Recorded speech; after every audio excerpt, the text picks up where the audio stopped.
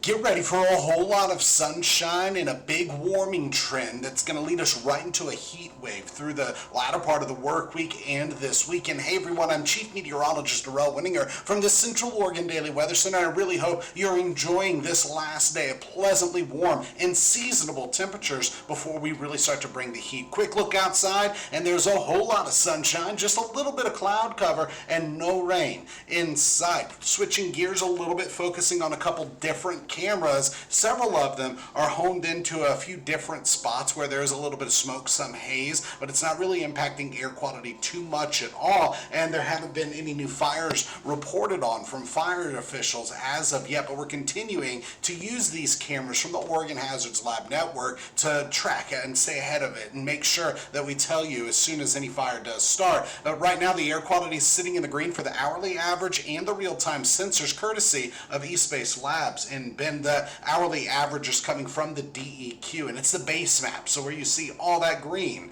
on the entire map, good air quality. Now satellite and radar shows no rain in sight. In fact, very little cloud cover, just a few light clouds we were seeing in some of these cameras, and our ridge of high pressure is already building this way. And by tomorrow the warming trend starts. By Friday we're into the 90s, and then we're just staying hot all the way through the rest of this week, well into this weekend, and even into next week, courtesy of this ridge of high pressure. It's staying put. It's locking in over the Pacific Northwest. Now, when we look at the bigger picture, the one thing that we're noticing is there is a ridge of high pressure just offshore. We also have that one that was over the Four Corners region. Now it's over California, Nevada, coming into Oregon. But when we look at the bigger picture, there is still a lot of activity happening over the Gulf of Alaska and Pacific Ocean.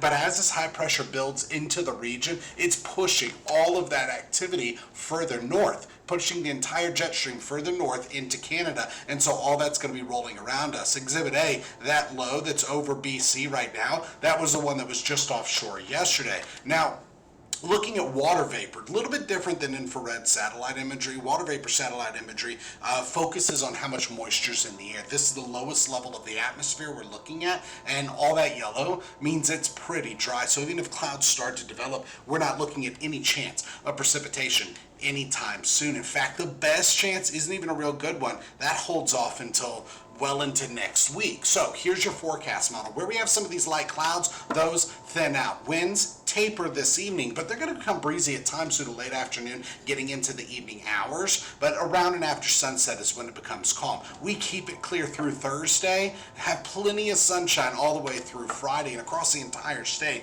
and really the Pacific Northwest. It's just going to be bone dry and heating up. Speaking of dry, right now our relative humidity values, measured in percentages, are in the 20s with a few teens and a couple 30s on the east slopes of the Cascades. This is dry, not bone dry to where we're looking at red flag warnings yet. That happens when we reach the teens and single digits. And our high temperatures in the last 24 hours, 80s, 90 in Warm Springs, 77 in Sun River, and even as of right now, we're still in the 80s with a few 70s and 90 degrees in Warm Springs. So temperatures are actually running between 2 degrees warmer and 4 or 5 degrees cooler than 24 hours ago. So there was that slight dip in temperatures, but still close to where we were yesterday, still close at 2 and a little below average for this time of the year. And through tonight, we fall back through the 50s into the 40s. By tomorrow, we are back through the 80s, not just into the 80s, mid to upper 80s and some lower 90s expected. So this is the beginning of that heating trend,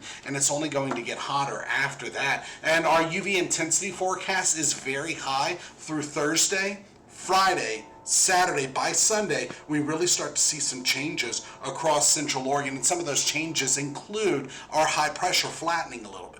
And as high pressure flattens or weakens, if you will, it opens a door for some energy to push into the high desert, and we don't have as much subsidence anymore. So some pulls, thunder showers or thunderstorms could be possible, but at this point, Sunday just looks like it's going to bring more clouds. So when we go ahead and look at a forecast model, this is a little different than the high resolution forecast model that I just showed you. This one is focused on surface temperatures, and temperatures are just heating up on the high desert. So by Thursday, high pressure continuing to build into the region, we're looking at 80s and 90s.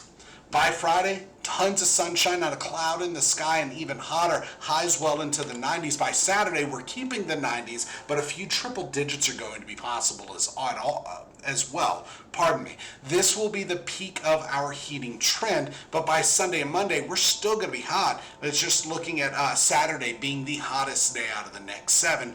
Mid to upper 90s, few triple digits possible. So because of that, the National Weather Service has issued a series of heat and fire related weather alerts across the entire state. For the Tri-County area, the only one we have is this fire weather watch, which means it looks likely that by the time we get to Friday, fire weather conditions are going to be a concern. And then outside of that, that's the only thing we have, and that is just for the Warm Springs Reservation, digging into parts of Jefferson County. Across the rest of the state, everything from a heat advisory to an extreme heat warning, and that is in the really all the way through this weekend. Saturday afternoon through Tuesday afternoon in Wasco County, not quite into Jefferson County, there's an extreme heat watch that's also in place. And temperatures for the entire Tri-County area are going to be warming well into the 90s and staying there. Notice that on Monday there is a chance of some showers. That chance for showers is going to be pretty low. It all depends on how much our ridge of high pressure really weakens, and if it weakens, we could be looking at some of those showers, but any showers that develop at that time, we're going to be tracking for thunderstorm activity, and that potential really shows up by the time we get through this weekend and into next week. And so that's when we're going to be really focusing on that as part of our forecast. When we get our next chance of some showers isn't going to be at least until early next week. And ultimately, the rest of us, we're just staying dry. Fire weather conditions become a big concern as we go forward through the next several days. So let's go ahead and look at that forecast model. This is the one I typically use on air, not the long range one, but the one that just covers between now well into this weekend. And it's not going to show you much. We're looking at that high pressure rolling in, tons of sunshine, very little in the way of cloud cover, no rain in sight. That lasts through tonight, through Thursday, through Friday, through Saturday. We start to get some clouds, and then by Sunday, a few more clouds, and it's pretty much just staying dry. But a different forecast model, specifically the GFS, our long range forecast model, is actually honing in on a low chance for some sprinkles, some showers possible by the time we get to Sunday. So let's go ahead and stop that, open it up, and dig in a little bit closer. Take a look at that, because by the time we get to Sunday during the afternoon hours, there's a chance of a few sprinkles, a few thunderstorms through the Cascades of southern Oregon, not central Oregon. And so that looks like some of that could come into the high desert, but at best we're looking at a few showers, maybe a strike of lightning or two. Really not, most of the activity is going to be over south central Oregon. Then after that, we are back to sunshine early Monday, showers and some thunderstorms Monday afternoon, and that pattern actually continues through the next several days. So it's not until the beginning of next week that we really hone in on that chance of wetter conditions. PM showers, maybe some thunderstorms. Between now and Friday at 11 p.m., we dry. Now, gusts haven't been too strong today. It's change up from what we had yesterday. Actual winds are about 5 to 15 miles per hour, and when we go ahead and look at your wind speed trend, it is going to get a little breezy at times during the next couple of hours until sunset. By Thursday, same thing. By Friday, breezy at times during the late afternoon and evening hours. So for tonight, 50s and 40s, we cooling down. Not much in the way of cloud cover at all. 80s and 90s are expected tomorrow. Then by Friday, Saturday, Sunday, and Monday, we are well into the 90s across central Oregon. And it's not until early next week that we really introduce that next chance of some afternoon showers. But any showers that develop will track for thunderstorm activity. Here is your weather headline graphic for this Wednesday, August 20th. A heat wave is incoming. It's going to be dry, breezy at times, and the potential for triple digits is there, mostly on Saturday. Also, fire weather conditions become a big concern. That's the latest in weather. Join us tonight on Central Oregon Daily News at 5 and 11 on ABC and at 6, 7, and 11 on CBS. We'll see you then.